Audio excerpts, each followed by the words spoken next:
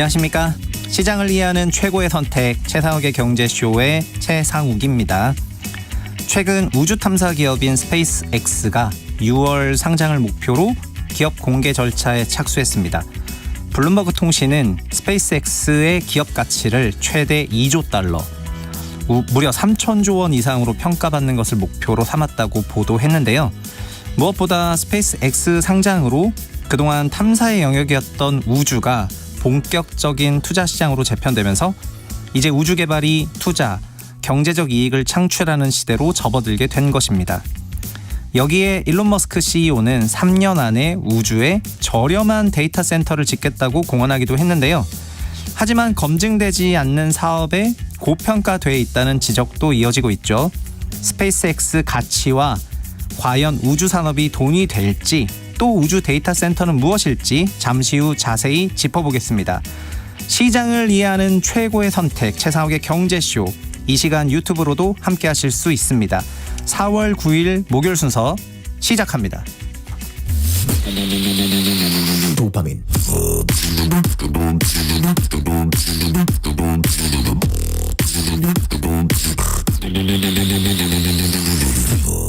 오후 4시 5분. 막막했던 경제가 만만해지는 시간. 경제 도파민이 터지는 시간. KBS 1라디오 최상욱의 경제쇼. 먼저 오늘의 경제 뉴스 정리해드립니다. 경제 뉴스 브리핑은 임종윤 경제평론가와 함께합니다. 안녕하십니까? 안녕하십니까? 어제 너무 증시가 좋더니 역시 오늘 좀 주춤했던 것 같은데요. 오늘 네. 시장을 정리해 주시죠. 예, 코스피 마이너스 1.6% 떨어져서 5,778. 오늘은 사실은 뭐 거의 1% 이상부터 시작을 해서 하락폭이 계속 뭐 이 상태에서 유지가 됐던 것 같습니다. 다행히 뭐 2%로 넘기도 했었는데 조금 줄였고요. 코스닥도 마이너스 1.2% 하락을 해서 1,076으로 장을 좀 마치는 모습이었고, 어제 외국인이 대규모로 샀었다 말씀드렸는데 오늘은 또 거꾸로 외국인이 코스피에서 한 8천억 넘게, 코스닥에서도 4천억 넘게 해서 합쳐서 한 1조 한 3천억 정도 순매도로 다시 돌아서는 모습을 보여서 아직은 외국인이 본격적으로 귀환했다라고 하기에는 좀 이르구나라는 생각을 다시 한번 하게 됐고요. 오늘 기관이 일단은 뭐 좀 사는 게 좀 보였고, 네. 개인들이 오늘 저는 좀 눈에 띄었던 게 코스닥에서요. 오늘 개인들이 9천억 넘게 샀거든요. 네. 잘 아시겠지만 코스피에서 뭐 9천억 넘게 샀다 그러면 그래 되는데 코스닥을 9천억 넘게 샀다. 반면에 오늘 개인이 코스피는 오히려 3천억 정도밖에 안 샀단 말이에요. 그래서 오늘은 유난히 개인들이 코스닥에 집중적인 순매수를 보였던 그런 날이었다. 이렇게 또 볼 수가 있겠고. 네. 그다음에 뭐 역시 중요한 게 삼성전자, 하이닉스, 많은 분들이 관심 갖고 있는 두 대표 종목이죠. 오늘 삼성전자 마이너스 3%에서 20만 원대 그래도 지켰고요. 하이닉스는 3.2% 하락을 해서 99만 9천 원. 100만 원 또 살짝 내려오는 그런 모습을 보였습니다. 오늘 반도체 주들이 조금 더 낙폭이 있었던 거는 중국 쪽 얘기가 좀 있었습니다. 중국이 그 기업이 이제 HBM을 곧 개발을 해서 이제 양산을 할 것이다 등등 이런 얘기들 나오는 게 오늘 두 종목의 약간 하락을 좀 더 키웠던 이유로 해석이 되고요. 전체적으로는 뭐 잠시 후에 더 자세히 말씀드리겠습니다만 중동 상황이 어제에 비해서 또 그닥 또 분위기가 썩 호락호락하지 않다라는 거, 이런 것들이 투자 심리가 그렇게 완전히 계속해서 호전되는 거를 좀 막아선 그런 이유가 아니었나 그런 네. 생각이 좀 듭니다. 그런데 저희가 수급을 얘기를 할 때 보면은 외국인, 개인, 기관 이렇게 나눠서 얘기를 하는데 좀 평론가님이 외국인 수급을 좀 중요하게 보시는 이유가 따로 있으실까요? 아니면 셋 수급 중에서 어떤 거를 좀 중요하게 보세요? 제가 외국인을 지금 계속 보는 건 일단 외국인이 지금 작년 10월 이후로 계속 팔고 있거든요. 잘 아시는 것처럼 규모가 일단 지난 한 달 동안에만 35조 원을 넘어서면서 역대 최고를 기록을 하기도 했었고, 그러니까 잘 아시는 것처럼 외국인들이 늘상 팔기만 하는 건 또 아니잖아요. 작년 9월, 10월, 그다음에 올해 1월, 2월 때 외국인들의 매수 형태를 보면 또 엄청나게 샀단 말입니다. 특히 작년 하반기 때 외국인들이 엄청나게 사면서 주가를 3,000선 이상으로 끌어올렸던 거였죠. 그럼 외국인들이 이렇게 많이 팔았으면 언젠가는 얘네들이 이제 사긴 살 텐데 과연 네. 그 사는 시점이 언제냐. 그리고 외국인들이 사는 게 또 왜 중요하냐. 지금 사실 올 들어서 우리 장이 지금 5천 넘고 6천까지 갔던 거는 사실은 개인과 기관의 수급.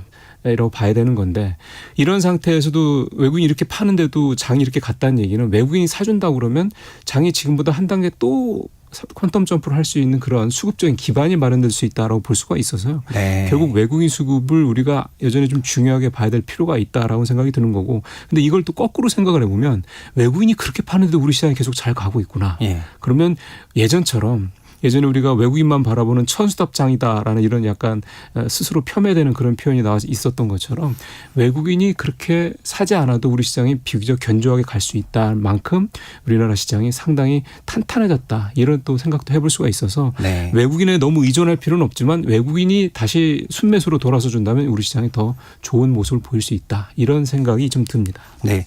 그리고 오늘 어쨌든 시장이 주춤했던 것은 확실히 미국과 이란 관련한 그런 전쟁 뉴스 때문에 그게 계속 불안불안한 뉴스가 이어지고 있기 때문이라고 할 수가 있는데, 그렇습니다. 그 부분에서 어떤 갈등이 조금 새롭게 나온 게 있는지 말씀해 주세요. 예, 일단은 이스라엘이 자꾸 하여간 좀 걸리적거리는 상황이 되고 있습니다. 이스라엘이 레바논을 계속 공격을 하면서 이걸 가지고 이란이 이제 요걸 빌미로 삼아서 호르무즈 해협 통행을 다시 제한을 하고 있다. 이 점 때문에 전체적으로 좀 분위기가, 이게 사실 오늘 장중 내내 그 국제유가 그러니까 WTI 선물을 계속 올렸거든요. 3% 네. 4% 계속 있다 보니까 전체적으로 투자 심리가 다시 좀 불안해진 측면이 있다, 이렇게 좀 봐야 될 것 같고, 저는 이 표현이 가장 적확하다는 생각이 들더라고요. 그 CNN에서 이제 현재 특파원을 이제 파견을 했는데, 이 특파원이 이 상황을 딱 표현을 어떻게 했냐면 쉐이키 시스파이어 이렇게 표현을 하더라고요. 네. 그러니까 어떤 말이에요? 흔들리는 휴전, 흔들리는 그런 공격이 중단된 상태, 이렇게 표현을 했단 말이죠. 그러니까 이 특파원의 판단을 좀 충분히 좀 공감이 되는 게, 불안불안한 겁니다. 지금 뭐 하나 확실하다고 볼 수 없고, 어제 휴전 때문에 급등을 했지만 오늘 다시 우리 시장이 조정을 받은 거는 여전히 불안불안한 중동 상황이 투자 심리에 뭔가 잡아채고 있는 그런 어떤 요인이다, 이렇게 좀 볼 수가 있겠고, 또 하나 제가 걱정이 되는 거는 통행료 얘기가 본격화되고 있다는 점이거든요.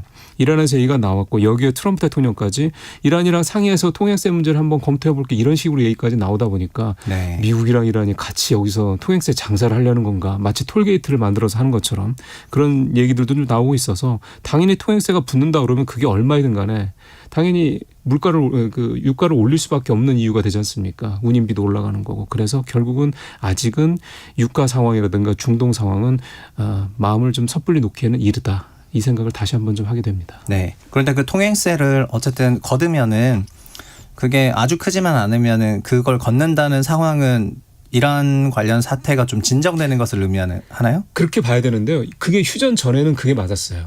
근데 휴전 이후에는 일단 통행에 대한 기대감이 좀 큰 상황이잖아요. 근데 통행세를 받는다고? 그러니까 이런 식으로 생각이 일단 하나가 좀 거치고 나니까 또 하나가 이거는 또 걸림돌로 생각을 하는 이제 그런 상황이어서, 이 통행세 문제는 사실상 확정되는 게 아니냐, 이런 얘기가 좀 나오고 있어서, 뭐 배럴당 $1 정도 받겠다. 그러면은 최대 한 우리 돈으로 한 30억 정도 된다고 그러더라고요. 한 척당. 네. 그러니까 그만큼 이제 기름값이 이제 올라갈 수밖에 없는, 원가가 올라가는 거니까 그럴 가능성이 좀 높다, 이렇게 현재까지 얘기가 좀 나오고 있습니다. 네, 알겠습니다. 그리고 오늘 이재명 대통령이 주식 거래세 대신에 양도세를 매기는 방안을 검토하라고 제시했다는 뉴스가 네. 알려졌는데, 네. 이제 좀 설명 부탁드리겠습니다. 이 대통령이 오늘 국민기대 자문회의 전체회의에서 했던 얘기는 이겁니다. 우리나라 그 유동성이 자금이 부동산 등 비생산적인 부분에 과도하게 묶여 있어서 이거를 주식시장 등 생산적인 분야로 전환시키는 게 정부의 최대 과제다. 이거는 사실 부동산 정책 대폭 강화하면서 이미 했던 내용이 그대로 좀 전달이 된 거고요. 예, 그러면서 머니 무브라고 그렇죠. 그러면서 이제 오늘 했던 얘기가, 주식 거래세는 돈을 벌든 손실을 내든 누구나 다 내는 현재 구조는 문제가 있다고 본다, 이렇게 언급을 했습니다. 일단 지금 거래세는 코스피는 0.05%, 코스닥은 0.15%가 적용이 좀 되고 있죠. 그 얘기는 이제, 근데 여기 양도세는 없습니다. 현재 우리나라는. 미국은 양도세가 22%가 있지만.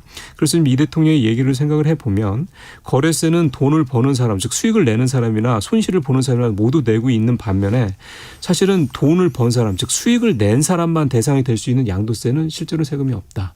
이 구조는 조금 뭔가 변화가 필요하다는 얘기고, 그래서 이 증시에 대한 과세 구조를 돈 버는 사람이 세금을 내고 돈을 못 버는 사람은 안 내는 구조로 만들어가는 걸 검토해보라, 이렇게 얘기를 한 건데요. 네. 이게 사실은 미국이나 일본 등 대부분의 금융 선진국들은 이중과세 문제 때문에 거래세가 거의 없고요. 양도세 중심으로 운영이 중입니다. 그러니까 우리도 이렇게 된다고 대통령 말대로라면 이제 그렇게 가겠다라는 얘기가 좀 될 수 있는 건데, 여기서 생각해 볼게, 재작년에 아주 큰 논란이었던 금투세 네. 문제. 그래서 이 양도세가 만약에 신설이 된다고 했을 때는 금투세 논란에서 다시 좀 이게 재현될 수밖에 없을 거라는 상황이 좀 될 것 같다는 생각도 좀 들고 특히 이제 그 당시 금투세 논란 때도 미국 이제 장을 이제 비교를 하면서 아니 미국 장은 수익이 거의 확실하니까 양도세를 내더라도 투자할 수 있는 건데 우리는 수익이 날 가능성도 많지 않은데 손실이 볼 때도 많은데 무슨 세금을 걷냐면 이런 식의 논리들이 있었던 거거든요. 네. 그래서 이 양도세 문제는 대통령이 문제 제기를 했지만 실제로 이게 현실이 될 때까지는 굉장히 좀 논란도 있겠고 굉장히 좀 진통이 있을 수 있으면서 굉장히 정교한 접근이 필요한 그런 얘기가 될 것 같다 생각이 좀 듭니다. 그런데 대통령 얘기 어쨌든 원본을 방금 말씀하셨는데 그 얘기의 원본은 좀 거래세에 포커스가 맞춰졌는데 양도세 부분에 시장이 좀 더 관심을 갖는 거는 자라소뚜껑처럼 금투세 논란이 있었기 때문인가요? 그런 거죠. 네. 그래서 이게요. 저도 여러 가지 좀 자료를 좀 찾아봤는데 그 당시에 2년 전에 금투세 논란일 때는 우리 장이 되게 안 좋을 때였지 않습니까? 기억하시겠지만 지금은 우리 장이 그때보다 훨씬 좋은 상황이죠. 예. 그러니까 이 손실 내는 부분에 대한 어떤 국민들, 투자자들이 갖고 있는 그런 우려나 어떤 그런 오래된 어떤 생각 이런 부분들에 대해서 그때와는 좀 상황이 다르다는 점도 좀 감안이 될 수 있지 않을까 생각이 들어서 이 양도세 문제는 뭐 또 다른 예를 들어서 장기 보유자에 대해서 굉장히 매력적인 세제 혜택을 준다든가 뭔가 그런 어떤 보완 방안도 있을 수 있을 것 같거든요. 그래서 정부가 이걸 어떻게 좀 접근을 할지 굉장히 좀 관심이 좀 생길 수밖에 없을 것 같습니다. 네, 알겠습니다. 그리고 마지막으로 국민연금이 네. 올 1분기에 80조 원 가까운 투자 수익을 냈다고요? 정확하게 78조 원을 넘게. 78조 원. 예, 1분기에 수익을 냈더라고요. 그러니까 수익률로 따지면 32%. 작년에 4분기 때 35% 수익률을 냈었거든요. 국민연금이. 예. 그러니까 2분기 연속 30%가 넘는 그런 엄청난 수익률을 지금 국민연금이 내고 있다 이런 얘기가 되는 거고 이렇게까지 돈을 많이 번 주식으로 가장 큰 이유는 역시 삼성전자, SK하이닉스. 역시 이 삼성전자, 두 종목으로만 아까 78조 말씀드렸잖아요. 이 두 종목에서 50조 원의 평가액이 났습니다. 거의 대단하네요. 뭐 3분의 2가 되는 거죠. 뭐 현대차도 좀 있고 하나에어로스페이스도 한 2조 정도씩 이렇게 됐고요. 이 국민연금의 수익률이 중요한 거는 이게 국민연금 고갈론과 관련돼서 항상 얘기가 되기 때문인데요. 지금까지 우리가 알고 있는 거는 국민연금이 1%의 플러스 수익률을 내면 국민연금 고갈 시기가 5, 6년 뒤로 더 늦춰진다. 이 논리가 좀 항상 얘기가 나오거든요. 네. 지금 국민연금 적립금 규모가 1,540조인데 1%만 수익을 내도 15조 원이니까 뭐 상당히 큰 돈이 될 수밖에 없는 상황이다. 볼 수가 네. 있겠습니다. 국민연금 화이팅입니다. 네. 경제뉴스 임종윤 경제평론가와 함께했습니다. 오늘 말씀 고맙습니다. 네, 맞습니다.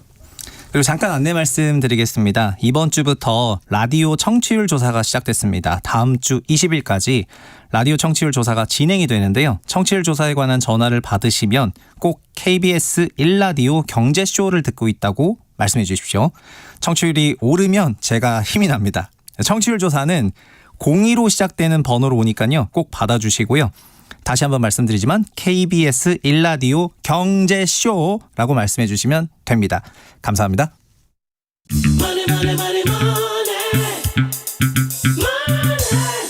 여러분, 최근 뉴스 보셨나요? 전 세계 석유가 오가는 핵심 통로 호르무즈 해협이 막혀버렸습니다. 이런 와중에 이란이 통행료로 달러 대신 스테이블 코인을 요구하고 나섰는데요. 국제거래의 웬 코인인가 싶으시죠? 스테이블 코인은 이름 그대로 안정적입니다.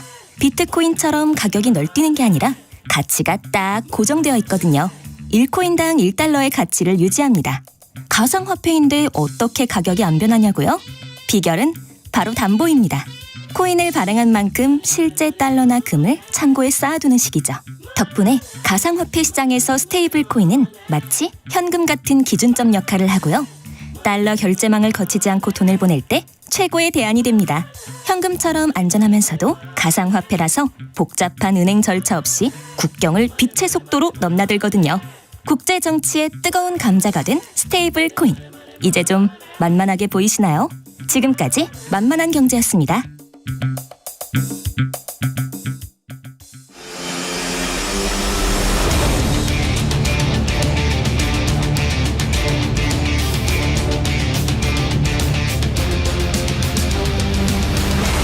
당신의 경제 나침반이 되겠습니다. 대한민국 경제를 위한 1등 항해사가 되겠습니다. KBS 1라디오 최상욱의 경제쇼. IPO를 앞둔 스페이스X의 기업 가치를 2조 달러로 기대한다고 합니다. 물론 전 세계 최고의 민간 우주 탐사 기업이긴 하고요. 압도적인 로켓 발사 기록도 가지고 있고 무엇보다 일론 머스크 CEO가 앞으로 우주 데이터 센터에 청사진을 내놓는 등 여러 가지 장밋빛 미래를 보여주곤 있지만 일단 너무 비쌉니다. 그리고 우주 산업이라는 것이 언제부터 수익을 낼 수 있을지 AI 산업보다 더 불투명하고요. 하지만 또 전 세계 투자자들은 AI 이후 최고의 유망 투자처로 우주 산업이 뜰 거라고 생각을 하고 있는데 그래서 스페이스X의 기업 공개에 굉장한 주목을 하고 있습니다. 과연 스페이스X 기업 공개를 둘러싼 다양한 논란과 쟁점들 그리고 투자 지형이 과연 바뀔지 자세히 짚어보겠습니다. 오늘은 정의훈 유진투자증권연구원 스튜디오에 나와 있습니다. 안녕하십니까? 네, 안녕하십니까? 네, 오늘 우리가 굉장히 우주까지 다루는 거창한 얘기를 해야 되는데요. 네. 근데 저도 그 자료를 좀 살펴보니까 네. 국내 증권사 가운데는 또 처음으로 우주 산업 섹터를 담당하신다고 하더라고요. 네. 이게 그러니까 증권사에서 우주 산업 섹터를 만들었던 계기나 아니면 또 첫 그걸 담당하게 된 어떤 계기가 있으실까요? 사실 저희가 회사 차원에서 섹터를 만든 건 아니고 제가 이제 리서치 센터에서 이제 일을 하다가 애널리스트로서 이제 등단을 앞두고 네. 내가 과연 시장에서 어떤 강점을 보일 수 있을까. 그래서 이제 저희 최상욱 연구원님도 그러시고 기라성 같은 선배님들 사이에서 저의 어떤 강점을 하기 위해서는 저만의 뭔가 무기가 필요했었는데 제가 그 당시에 이제 우주 산업 정확히 얘기하면 산업적인 내용보다는 우주 공학 쪽에 좀 관심이 많았어요. 로켓 공학. 예, 네. 로켓 공학이라든지 그런 쪽에 관심이 많았는데 그때 마침 스페이스X 우주 산업이 막 이제 시장에서 조금씩 이름을 알리던 시기였습니다. 네. 그래서 막 기술적으로도 재사용 로켓이 막 등장하고 스타링크 위성을 이제 처음 막 많이 발사하던 시점이었는데 제가 좀 안타까웠던 거는 국내에서는 관심도가 너무 낮았고 그마저도 국내에서 정보들이 이제 흘러다니는 걸 보면 좀 부정확하거나 혹은 좀 느린 그런 상태가 많았기 때문에 이 부분을 자료로 작성을 해서 시장과 소통하면 어떨까라는 생각으로 사실 당시에는 산업으로도 분류가 안 됐었는데 예. 이제 당당하게 이제 우주 산업은 좀 성장할 수 있다라고 2021년부터 자료를 작성하게 됐습니다. 그러면 최근이 아니고 2021년이면 상당히 그래도 꽤 되신 거네요. 예, 그래서 혼자서 사실 이제 뭐 최초라기보다는 그냥 혼자서 이렇게 많이 이렇게 땅을 파고 있었어요. 이 산업이 네. 결국에는 오지 않을까 싶었는데 또 최근에는 이렇게 또 많은 분들이 관심을 가져주시고 또 시장 성장성으로도 많이 부각을 받고 있는 모습을 보고 있어서 굉장히 좀 개인적으로는 뜻깊게 생각하고 있습니다. 확실히 좀 커질 산업에 미리 드러누워 있는 것이 상당한 선구안을 갖고 있다는 그런 느낌을 주게 하는데 일단 뭐 거두절미하고 네. 요즘 스페이스X 얘기가 굉장히 많은데 네. 뭐 저도 자주 듣고 있지만 도대체 어떤 부분에서 스페이스X가 뭐 다른 우주 산업 관련 기업들 대비해서 뭐 주목받아야 되는지 그러니까 소위 왜 이렇게 호들갑인지 그런 부분을 좀 설명해 주시겠습니까? 실제로 봤을 때 우리가 우주 기업이라고 하면 딱히 떠오르는 기업이 없습니다. 그게 네. 왜 그러냐면 우주라는 영역이 돈을 벌 수 있게 된 지가 얼마 안 됐어요. 다시 말하면 얼마 전까지만 하더라도 우주 산업으로 돈을 버는 게 힘들었기 때문에 네. 돈을 손실이 나도 괜찮은 기관인 국가기관 위주로 산업들이 많이 진행이 됐습니다. 왜냐하면 이제 수요도 많이 없고 이러다 보니 기술 개발에 돈은 많이 들어가니까 국가 중심의 어떤 산업 발전이 많이 이루어졌었거든요. 그런데 스페이스X가 대단한 이유는 우주 기업으로서는 거의 처음으로 유의미한 수준의 돈을 많이 벌기 시작했어요. 어떤 기술적 헤게모니를 가지고 산업의 성장을 사실상 혼자서 좀 견인하고 있다라고 봐도 무방할 정도로 예. 나사보다 더욱 더 높은 기술 퀄리티를 가지고 산업의 성장을 굉장히 좀 많이 가속화시키고 있거든요. 네. 그래서 그 중심에 스페이스X와 일론 머스크가 있는데 물론 이 스페이스X라는 기업도 하루아침에 만들어진 것은 아닙니다. 우리가 일론 머스크 하면 제일 먼저 생각나는 건 사실 국내 투자자분들께서 제일 익숙한 건 테슬라잖아요. 예. 일론 머스크가 테슬라 지분을 처음 인수한 게 2004년이었거든요. 그런데 스페이스X를 설립한 게 2002년이었어요. 그 전에 설립을 했다. 테슬라보다 먼저 네. 우주 쪽을 바라봤던 거죠. 2002년부터 지금까지 꾸준히 20년 넘게 거기에 막대한 투자금을 쑤셔 넣으면서 산업의 성장성을 좀 견인했던 것이 좀 큰 핵심인 것 같고 네. 퓨어하게 우주 기업으로 돈을 버는 기업은 그냥 스페이스X가 처음이고 가장 큰 기업이기 때문에 이번 상장에서 시장의 판도를 바꿀 만한 기업이 등장한 것이 아닌가라고 하는 기대감이 좀 팽배하게 작용하고 있는 것 같습니다. 네. 그런데 우주 산업이라고 하면 일단 너무 큰 범위다 보니까 네. 그 우주 산업 보통의 산업들은 뭐 전방 산업 또 중간 산업 뭐 후방 산업 뭐 이런 식으로 나뉘지 않습니까? 우주도 이런 방식으로 좀 산업이 구분화됩니까? 되게 좋은 말씀 주셨는데 이게 왜 그러냐면 제가 좀 안타까웠던 게 네. 기업들이 우주 산업으로 너무 뭉뚱그려지는 거예요. 그러니까 우리가 지구 산업이라고 말은 안 하잖아요. 네, 그렇죠. 지구 안에도 반도체도 있고 반도체 네. 안에도 심지어 이렇게 소부장도 있고 여러 가지가 있을 수 있는데 우주 산업 내에도 사실 정확히 얘기하면 밸류체인별로 좀 나눠볼 수 있습니다. 아, 밸류체인 더 네. 고급스러운 용어를 쓰시는군요. 네. 아무래도 직업이 있기 때문에. 네. 그래서 쉽게 말해서 그냥 산업의 구조가 어떻게 형성되어 있느냐를 말씀을 드리면 크게 네 가지를 제가 말씀을 드려요. 첫 번째가 우리가 가장 익숙하게 보는 게 우주 로켓입니다. 로켓. 예. 근데 이 우주 로켓이 막 되게 멋있잖아요. 네. 누리호도 발사하고 이렇게 발사하는데 제가 우주 로켓을 한마디로 정의를 하면 우주 수송이에요. 우주로 수송하는 수송수단이다. 수송수단이다. 근데 그 수송 그 이상도 그 이하도 아니라고 말씀을 드려요. 우리가 지구상에서 네. 먼 거리를 이동할 때 자동차나 배나 비행기를 쓰잖아요. 네. 우주로 가기 위해서는 우주 로켓이 반드시 필요합니다. 예. 그런데 이 우주 로켓이 어마어마한 기술력이 필요하고 진입 장벽이 높은 건 맞지만 네. 산업 내에서 규모가 그렇게 크진 않아요. 아, 네. 이게 10% 미만입니다. 10% 미만이요? 네. 규모 경제적인 규모만 봤을 때는요. 아니, 그러면은 더 큰 90%의 분야가 또 있다는 거예요. 나머지 뒤에 부분이 있는데 오 마이 갓. 제가 결론부터 말씀드리면 그럼에도 불구하고 이 우주 로켓에 왜들 그렇게 관심이 많냐? 예. 뒤에 있는 90%가 성장하기 위해서는 예. 앞에 있는 이 10%가 커줘야만 한다라는 것이 전제가 들어가 있어요. 네. 그래서 두 번째, 세 번째로 말씀드릴 영역이 결국에는 우주 로켓으로 뭔가를 보내지 않으면 예. 그 뒷시장은 성장을 못했던 거죠. 그렇죠. 반대로 얘기하면 지금까지 산업적인 성장이 막혔던 병목 현상이 났던 구간이 어디냐? 바로 이 로켓이었어요. 네. 근데 이 로켓 발사가 많아지면서 산업의 성장성이 많이 부각받고 있는 겁니다. 네. 비유적으로 말씀드리면 우리가 경부고속도로 뚫고 이렇게 교통이 활발해지면서 물류도 활발해지고 커머스 시장이 커진 것처럼 로켓이 지금 그런 역할을 하고 있습니다. 아, 완전히 이해가 됩니다. 그래서 로켓 배송 이게 진짜 로켓 배송인 거죠.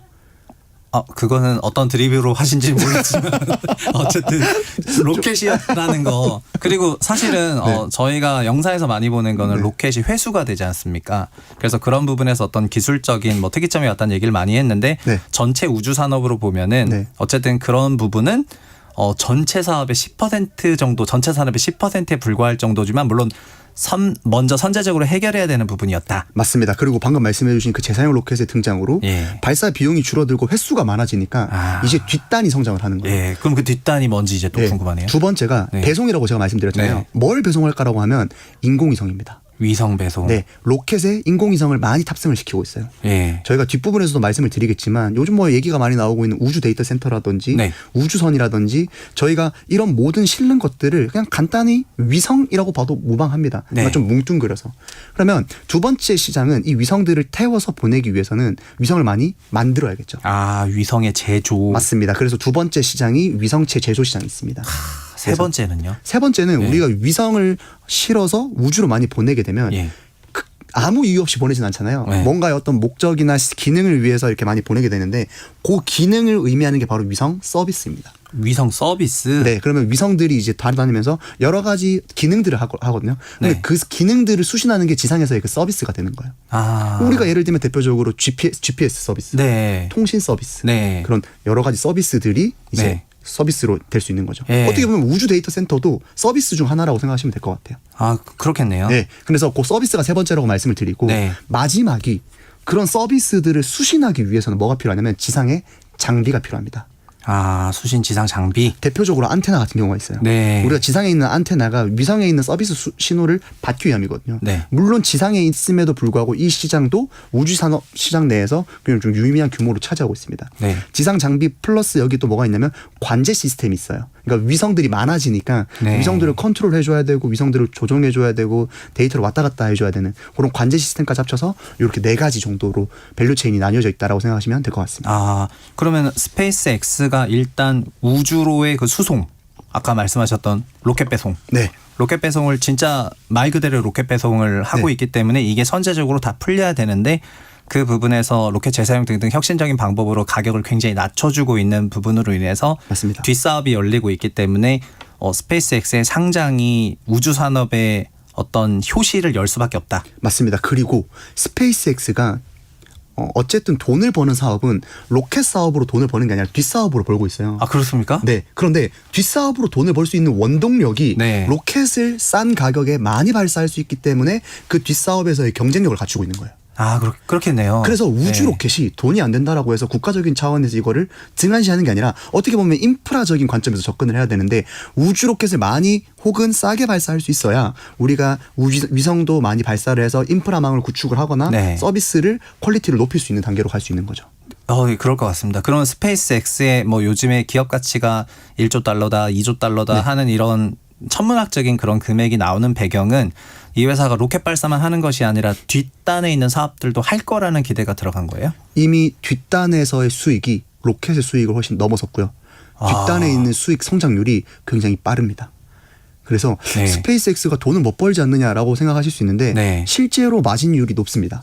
물론 에비타 기준이긴 하지만 예. 아직 정확한 재무 네네. 정보가 공개된 건 아니지만 네. 지금 시장에서 이제 추정하기로는 꽤 많은 돈을 유의미하게 벌고 있습니다. 아, 그렇군요. 그리고 스페이스X 그러면 상장을 하게 되면서 여러 그런 실적 정보라든가 이런 것들이 더 많이 알려질 수밖에 없는데 네. 그리고 IPO를 기업 공개를 앞두고 뭐 전 세계를 돌면서 또 회사에 대한 소개를 하는 그런 이벤트가 또 기획되어 있다고 하잖아요. 네. 관련해서 뭐 한국도 올 예정입니까?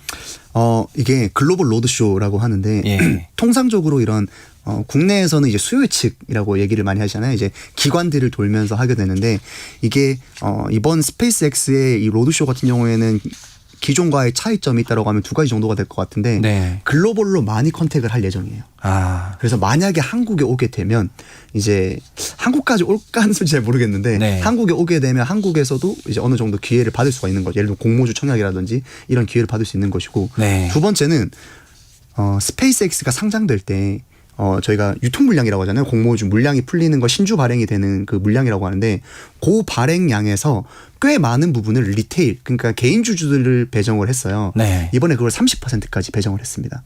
그게 높은 수치인가 보죠. 그게 통상적인 수치보다 훨씬 보통은 이제 기업들이 상장을 할 때는 기관들에게 많이 이제 기관 투자자들에게 물량을 많이 배정하려고 하는데 네. 이번에 스페이스X 같은 경우에는 그 공모되는 물량에서의 30%까지 개인으로 지금 물량을 넣겠다라고 지금 하고 있기 때문에 어떻게 보면 주주들과의 좀 그런 친화적인 행태를 좀 보이고 있는 것이 아닌가 생각하고 있습니다. 얘기를 들으면 확실히 그런 것 같은 게 일론 머스크 CEO는 네. 어쨌든 스마트 개인들의 진입을 굉장히 환영하는 그런 스타일인 것 같습니다. 그래서 말씀하셨던 그런 정책을 좀 쓰는 것 같고 네. 근데 아까 앞부분에 말씀하실 때 어쨌든 스페이스X의 그 우주로의 배송이 네.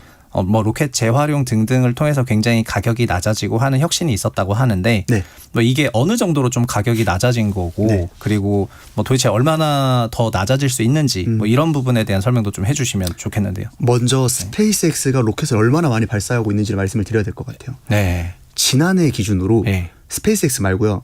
인류 전체가 발사한 거. 인류? 예. 그러니까 우리나라뿐만 아니라 역시 우주 산업이니까 지구 대 우주로 보시는군요. 그렇죠. 오케이, 좋습니다. 저희는 인류로 네. 봅니다. 네. 그래서 인류 전체 사람이 발사한 모든 로켓을 그러니까 네. 성공뿐만 아니라 실패까지 합쳐서 네. 전체가 몇 번 발사가 되냐면 324번이 발사가 돼요. 324번. 네. 근데 이것도 엄청 많이 늘어난 게 2020년까지만 하더라도 100번 정도에 불과했어요. 와. 이게 벌써 3배가 예. 늘어난 거죠. 그러면 324번 중에 스페이스X가 발사한 횟수가 몇 회냐면 네. 165회입니다. 거의 완전 절반이네요. 절반 이상이죠. 절반 살짝 넘네요. 네. 그리고 우리가 1년에 52주니까 네. 발사를 일주일에 3번씩 합니다.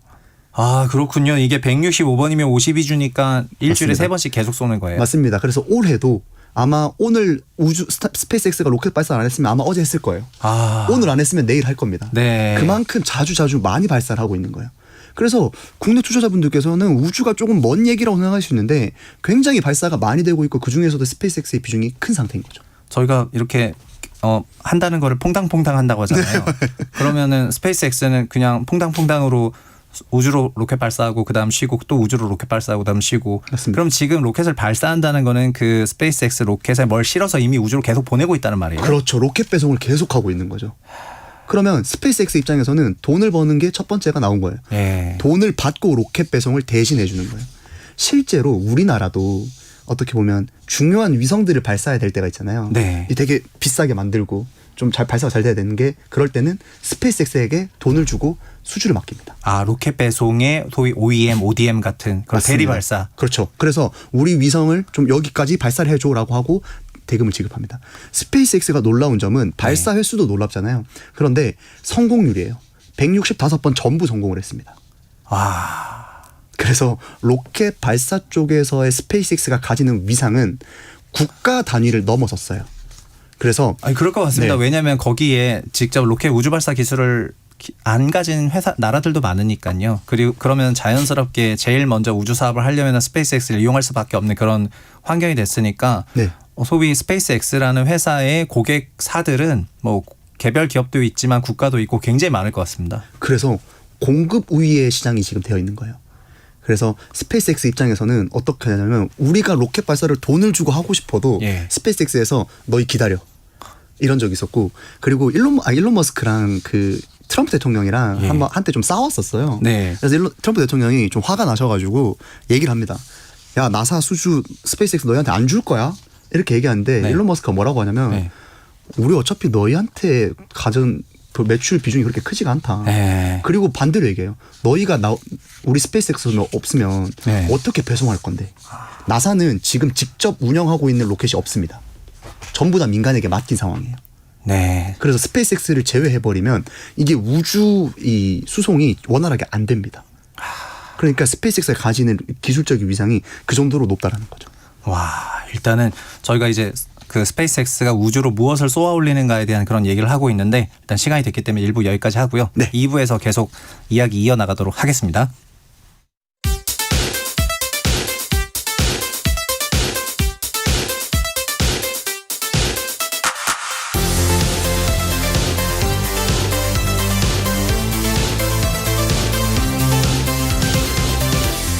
넘쳐나는 정보와 뉴스, 그 안에서 진짜를 찾아냅니다.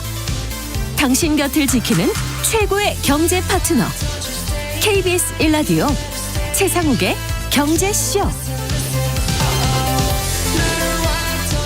시장을 이해하는 최고의 선택 최상욱의 경제쇼. 일론 머스크 CEO가 우주 데이터 산업부터 우주 발사, 탐사 산업을 선정하기 위해 스페이스X를 기업 공개해서 스페이스X를 기업 공개할 예정인데요. 이를 둘러싼 다양한 논란과 쟁점에 대해서 지금 정의훈 유진투자증권 연구원 모시고 이야기 나누고 있습니다. 1부에서는 뭐 로켓 배송으로 우주에 무엇을 보내는지에 대한 얘기를까지 나눴는데요.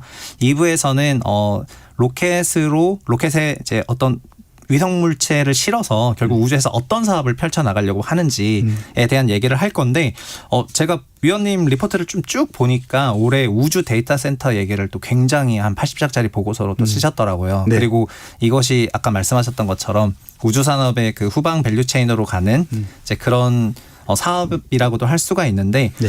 최근에 어쨌든 여러 가지 경로에서 우주 데이터 센터 얘기들이 많이 나오고 있는데 네. 왜 데이터 센터를 왜 우주에 지어야 된다는 그런 주장들이 나오고 있는지부터 좀 다루면 좋을 것 같습니다. 핵심은 AI입니다. 역시. AI. 네, AI입니다.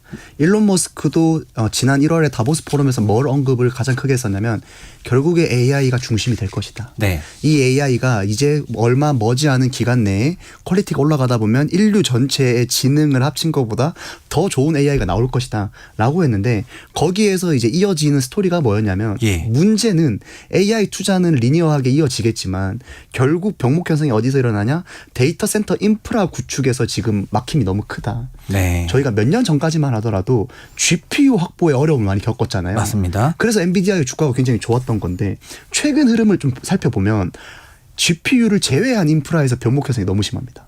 특히 부지 선정이라든지 네. 데이터 센터 구축이라든지 혹은 냉각 이슈라든지 혹은 전기요금 이슈가 또 계속해서 문제가 되고 있어요. 네. 그래서 이러한 문제는 단기에 해결될 것 같지가 않다라는 게 문제예요.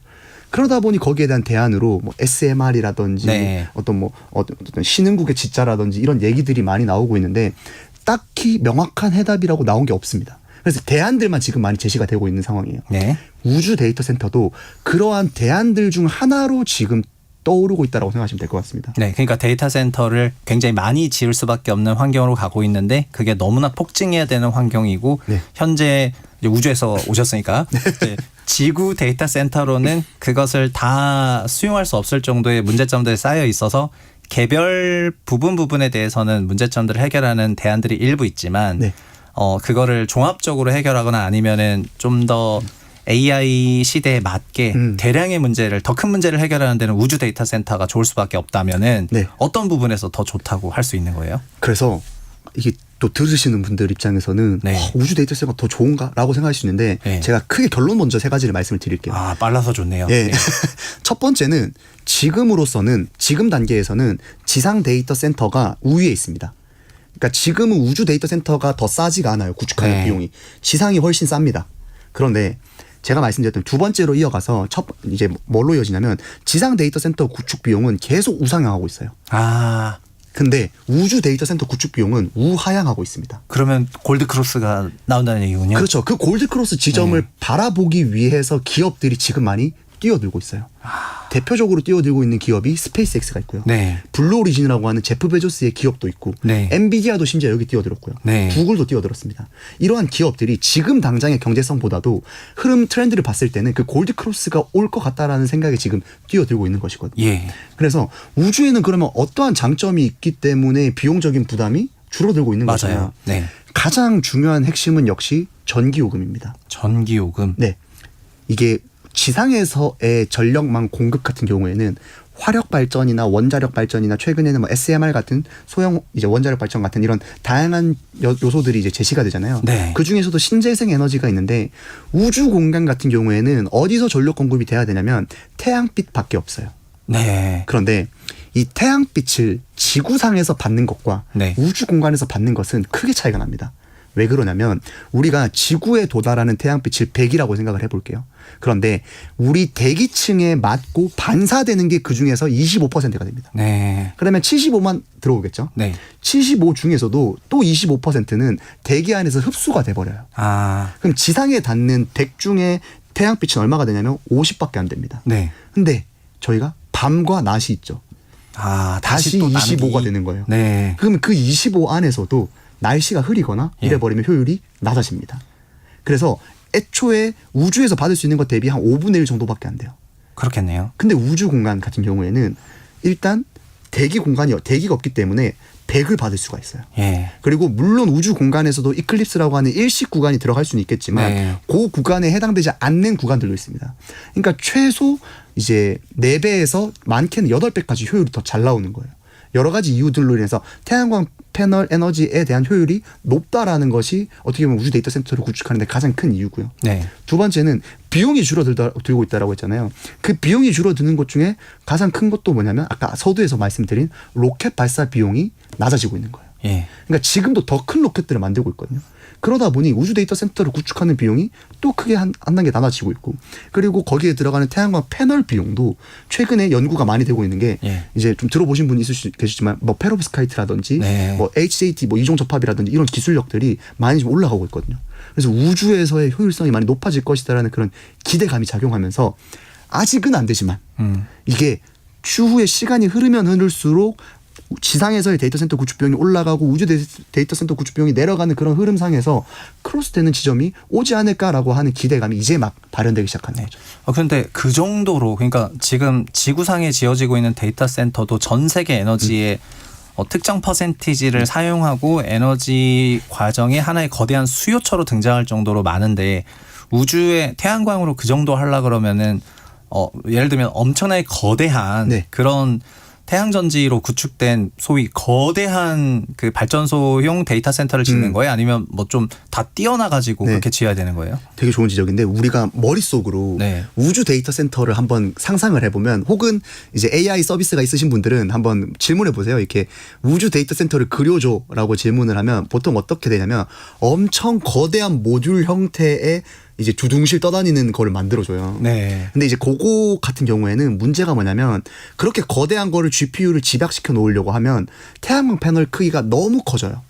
그리고 거기를 한 번에 다 못 실어 나르기 때문에 매번 발사할 때마다 도킹을 해야 되고, 예. 그리고 고장이 나거나 혹은 우주 쓰레기가 부딪힐 경우에는 리스크가 너무 큽니다. 그래서 저는 뭐라고 말씀드리냐면, 네. 우주 데이터 센터라고 표현은 하지만 예. 하나하나가 그냥 위성이에요. 근데 위성인데 그 안에 GPU를 탑재하는 거죠.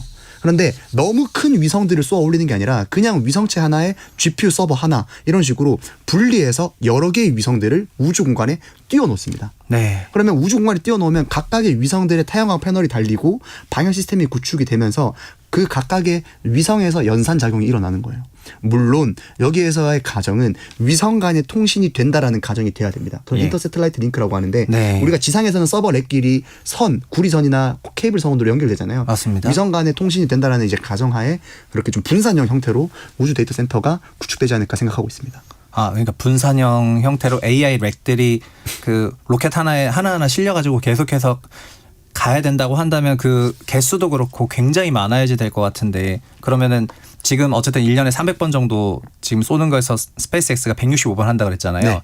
앞으로 그러면은 스페이스X를 포함해서 우주 데이터 센터를 지으려는 회사들은 네. 몇 번 정도를 더 쏘아야 된다고 생각을 하고 있는 거예요? 그게 질문을 조금 다르게 바꿔볼게요. 네. 몇 번이 아니라 네. 몇 톤 정도를 아, 옮겨 몇 낼까가 톤, 무게를? 맞습니다. 네. 그래서 지난해 기준으로 펠컨 9이 165번 발사했다 했잖아요. 예, 예. 일론 머스크도 뭐라고 언급을 했었냐면 실제로 2, 3년 내 우주 데이터 센터 구축할 수 있는 날이 올 것이다라고 얘기를 했어요. 예. 그런데 지금은 안 된다라고 했어요. 왜 지금은 안 된다냐? 지금 165번 발사한 펠컨 9이라는 로켓은 들 수 있는 무게가 15에서 20톤 정도밖에 안 돼요. 아, 무거운 차량 한 대 정도. 그렇죠. 네. 그런데 지금 스페이스X가 개발하고 있는 스타쉽이라고 하는 초거대 로켓은 네. 들 수 있는 무게가 100톤에서 150톤이에요. 와, 그건 거의 크레인 한 대를 보내는 수준이네요. 그렇죠. 그래서 스타쉽이 상용화 단계에 접어들면 네. 시장 개편이 아예 완전 또 달라질 수 있는 거예요. 아, 더 무거운, 그러니까 5회에서 6회차를 한 번에 보낼 수가 있기 때문에. 맞습니다. 거의 7배에서 8배 정도 무거운 거를 들 수 있으니까 들 수 있는 톤 양이 많아지는 거죠. 그럼 발사 단가가 낮아지게 되는 거고 예. 구축하는 데의 허들이 낮아질 수가 있는 것입니다. 그 세대가 그 시기가 되면은 아까 말씀하셨던 것처럼 스페이스X의 로켓을 이용해서 우주로 데이터 센터를 짓겠다고 발주를 내는 회사는 현재의 빅테크나 메가테크 기업들이 되는 거네요. 그렇죠. 스페이스X 입장에서는 결국 본인들이 초거대 로켓을 개발하고 상용화됐을 경우에는 본인들한테 맡길 수밖에 없는 거예요. 아. 그래서 일론 머스크가 저는 이런 생각도 해요. 우주 데이터 센터를 구축하고자 하는 바도 있겠지만 네. 시장이 우주 데이터 센터를 바라보길 원하지 않을까? 왜냐하면 그 시장이 경제성이 난다라고 바라봐야 본인의 로켓 발사에 대한 인프라를 더 활용을 해야 되잖아요. 예. 본인 기업에 대한 니즈가 더 커질 수 있는 거죠. 그런 측면에서 스피커로서의 역할도 하고 있는 것으로 보고 있습니다. 아, 지금 우주 산업을 어쨌든 로켓 발사부터 시작해서 그 4단계로 나눠가지고 네. 쭉 얘기를 해주셨고 그리고 저희가 뭐 지상에서의 송수신과 관련한 안테나나 이런 부분까지는 얘기 안 했고 네. 그리고 위성체 제작이라든가 이런 부분도 얘기를 안 했는데 네. 사실은 뭐 저도 궁금한 거는 국내 우주 산업 있잖아요. 네. 국내 우주 산업은 그럼 이런 전 세계적인 우주 산업 트렌드에 어느 정도 부합하고 그러니까 어느 밸류 체인에 좀 부합해서 사업을 영위하고 있고 거기서 좀 어떤 기회가 있을 거로 보시는지. 국내는 네. 장단점을 좀 나눠서 봐야 될 것 같아요. 네. 장점은 생각보다 잘하고 있습니다. 그러니까 우리가 우려하듯이 그러니까 이게 우리가 너무 뒤처지는 거 아니냐라는 우려들이 많잖아요. 예를 예. 들면 막 주변국 대비해서 좀 성과가 떨어진 것 같다. 그런데 제가 뭐라 말씀드리냐면 주변국이 유독 뛰어나요. 아, 그러니까 미국, 중국, 예. 일본, 러시아 이 국가들이 사실 탑5 안에 드는 국가들이기 때문에 예. 주변국만 놓고 보면 우리나라가 뒤처진다고 생각할 수 있지만 전 세계를 놓고 보면 우리나라도 잘하는 축에 속합니다. 네. 그런데 이제 문제가 뭐냐면 그 앞에 있는 국가들과의 경쟁에서 좀 차이가 많이 나는 게 네. 결국에 우주 산업이 많이들 표현을 요즘 많이 하시는 게 뉴스페이스라는 말을 많이 하잖아요. 언뜻 들으면 되게 듣기 좋거든요. 뉴스페이스. 네. 민간이 주도를 해서 산업의 성장성을 이끌어 간다라는 것. 그런데 이게 처음부터 그냥 무턱대고 뉴스페이스 하자라고 할 수 있는 게 아니에요. 네. 처음에는 뭐가 중요하냐면 수요를 내줘야 됩니다. 우주 산업에서의 수요를 내줘야 되는데 그 마중물 역할을 국가가 해줘야 돼요.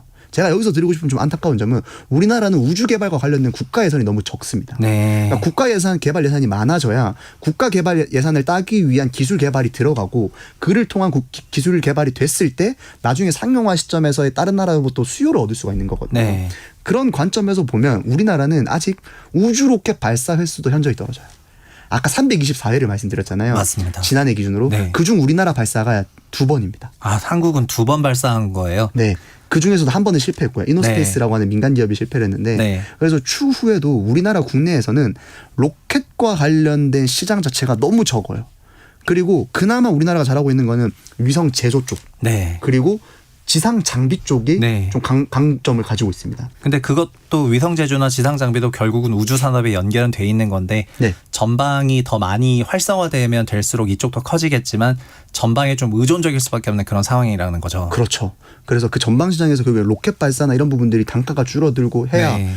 위성 서비스를 왜냐하면 위성 제조를 맡기는 사람들은 서비스를 갖고 싶은 사람들이거든요. 네. 서비스를 갖기 위해서는 발사나 제조의 비용이 줄어들어야 경제성이 나는데 아직까지는 발사에 대한 허들이 있다 보니까 네. 여기 서비스 제조에 대한 수요를 많이 아직 못 창출하고 있는 것으로 보고 있습니다. 그래서 이런 부분에 대한 국가적인 선제적인 좀 투자주들이 좀 많이 와주면 좋지 않을까. 한번 정부 관계자분들 보고 계시면 아니 사실은 이번 주에 그 소버린 AI 관련해서 하정우 그 국가 AI 수석이 네. 오셨었는데 네. 말씀을 듣다 보니까 국가 주도의 소버린 우주 산업이 굉장히 필요하다는 생각이 많이 들어요. 왜냐하면은 전 세계적인 그 우주 발사체를 민간 기업 하나가 거의 독점하다시피 한다면 역설적으로 너무 의존적일 수밖에 없기 때문에 맞습니다. 그런 생각이 들겠네요. 그리고 한국에 2번 발사한 것 중에 하나는 실패했었다고 하고 한 번 성공했었던 것이 어디였죠? 누리호입니다. 아, 누리호 발사. 네, 누리호 같은 경우에는 우리나라가 이제 하나에어로스페이스와 이제 항우연이 이제 공동으로 이제 해서 네. 개발된 누리호인데 우리나라 고유 로켓입니다. 그래서 올해 3분기에도 발사가 예정되어 있어요. 네. 그래서 조금 제가 물론 우리나라도 누리호뿐만 아니라 차세대 발사체를 개발 중인 단계이긴 한데 네. 예타나 이런 부분에 좀 걸림돌이 있는 것 같아요. 아. 그래서 좀 그런 걸 풀어달라. 좀 그렇죠. 그런 부분도 풀어주고 그리고 누리호도 발사를 좀 고도화시켰다라는 말은 그러니까 좀 더 자주 발사를 하면 어떨까라고 하는 개인적인 바람은 있습니다. 네. 그리고 아까 결국 그런 우주 산업이 그 후방이 90%로 비중이 훨씬 높음에도 불구하고 네. 저희가 로켓 발사 같은 그런 전방 쪽을 얘기를 많이 할 수밖에 없는 거는 그 의존성 때문에 그런 건데 맞습니다. 그러면 생각하시기에 그런 후방 산업들이 개화하는 시기나 네. 이런 시기는 언제 정도로 생각을 하고 계세요? 이미 엄청 개화를 했어요. 아. 이게 많이들 모르시는데 예. 뭐가 촉발이 됐냐면 전쟁입니다. 아, 전쟁이요? 네, 전쟁이 나면서 예. 이게 과거에는 사실 우크라이나 러시아 전쟁 전에는 재래식 무기에 대한 니즈가 많이 없었어요. 네. 왜냐하면 어차피 핵전쟁 아니야? 혹은 전쟁이 많이 안 났으니까. 네. 그런데 전쟁이 나니까 누구보다도 재래식 무기가 많이 필요했잖아요. 맞습니다. 그러다 보니 국내 방산 기업들이 주가가 굉장히 좋았는데 예. 그럼에도 불구하고 과거와 달라진 포인트가 전 두 가지로 꼽습니다. 네. 첫 번째가 바로 드론이에요. 두 번째는 위성입니다. 네. 특히 아. 통신 쪽에서의 니즈와 네. 감시 정찰 쪽에서의 니즈가 명확합니다. 그래서 위성 같은 경우에는 적들의 어떤 방해를 받지 않고 네. 적들의 움직임을 촬영할 수 있는 관측 위성에 대한 수요가 많이 높아지고 있거든요. 네. 그런 서비스 수요들이 이미 많이 들어오고 있고 그러면 그런 위성체에 대한 서비스 수요들도 방금 말씀하셨던 스페이스X 등을 통해서 이미 발사하고 있는 거예요? 그렇죠. 만약에 내가 관측 위성을 발사하고 싶으면 네. 걔네를 통해서 발사해야 되는 거죠. 아, 그럼 우주 산업은 어떻게 보면은 나중에 열린다 이런 게 아니라 이미 열렸다. 이미 열려 있죠. 그런데 지금은 스페이스X가 그 안에서도 독보적인 기술력을 바탕으로 인프라 쪽을 장악하고 있는데 예. 그런 부분에서 제가 말씀드리고 싶은 부분도 뭐냐면 결국에는 독점적인 지위가 시간이 지날수록 산업이 성장하면 보통 이렇게 낙수 효과가 발생이 될 수밖에 없고 맞습니다. 그런 경우에는 우주 산업이라고 하는 것이 더욱더 높은 단계로 좀 올라갈 수 있지 않을까 생각을 하고 있습니다. 네, 이 말씀을 들어보니까 진짜 저는 우주 산업이 그냥 좀 멀게만 느껴지긴 했거든요. 그런데 확실히 최근 전쟁이라든가 여러 가지 그런 상황들로 인해서 굉장히 현실적인 그런 수요 레벨까지 왔었다는 부분에서 굉장히 일단 시사점을 얻었고요. 네. 그리고 그 미국의 스페이스X 단일 회사가 네. 전 세계 발사의 뭐 절반을 차지하고 있는데 한국이 아직 늦기 때문에 그럼 마지막으로 이런 네. 스페이스X가 좀 상장하게 되면은 네. 그러면 조금 투자자들이 굉장히 많은 관심을 가지고 좀 과열되거나 하는 부분에서 뭐 할 수도 있는데 좀 투자적인 측면에서 봤을 때 스페이스X 상장 전후로 네. 어떤 부분을 좀 보고 어떤 부분을 조심해야 되는지 요거는 좀 짧게만 좀 부탁드리겠습니다. 결국 제가 드리고 싶은 말씀은 우주 산업에 대한 이해도가 먼저라고 말씀을 드리고 싶어요. 네. 스페이스X를 제외한 국내 우주 기업, 해외 우주 기업들 차트를 보시면 예. 변동성이 굉장히 심합니다.